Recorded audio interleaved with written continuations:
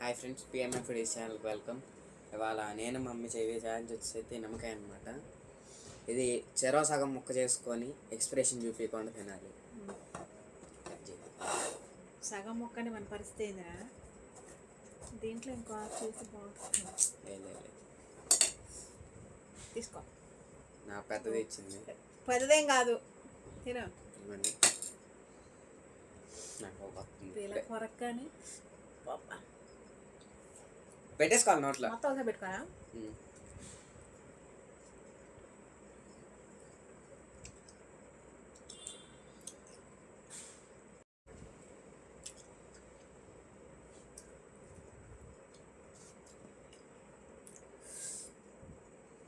నేనే గెలిచాగా.